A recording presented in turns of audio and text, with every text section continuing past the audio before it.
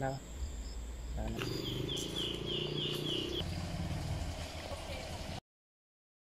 Halo, kembali lagi dengan aku Haris Pranata. Buat kalian yang sudah subscribe, dan halo juga buat kalian yang belum subscribe. Pada pertemuan kali ini aku bakal menunjukkan keberadaan bekas bangunan yang kata orang desa sini adalah peninggalan Belanda. Disclaimer dulu ya, lokasi ini dikatakan bekas peninggalan Belanda. Sebenarnya aku sendiri juga belum tahu kebenarannya. Awalnya sih sekedar mau share tempat yang oleh orang desa sini dikatakan sebagai salah satu tempat misterius.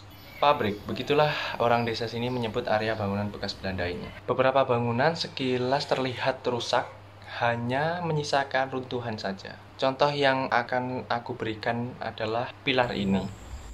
Sana dekat. Dari apa yang aku lihat dan temukan, tempat ini merupakan bagian utama dari keseluruhan bangunan. Hal ini dapat dibuktikan dari luas wilayah selama saya menelusurinya. Ya, jadi ini peninggalan Belanda salah satunya, sama yang itu sekarang disut. Nah, itu dari yang 4 itu juga peninggalan Belanda itu. Namun, sangat disayangkan, banyak bangunan-bangunan penting ini yang sudah hancur lebur tanpa sisa. Jadi, hanya sebagian saja yang menjadi bukti kuat adanya pilar dalam peninggalan ini.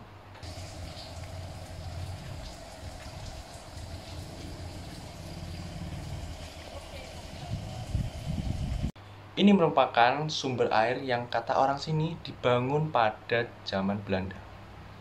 Tentunya, bangunan ini kemungkinan besar digunakan sebagai suplai air pada saat itu.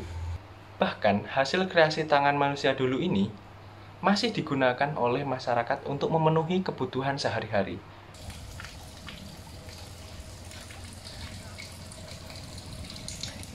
Contohnya, mencuci baju, mandi, dan juga untuk suplai kamar mandi maupun masjid yang ada di sekitarnya.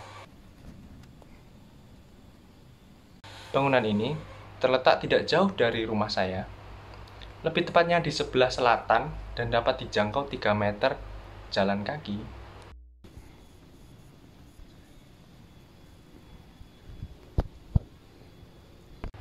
Jika harus digambarkan, saya juga kurang paham karakteristik ini masuk dalam pondasi rumah bagian apa.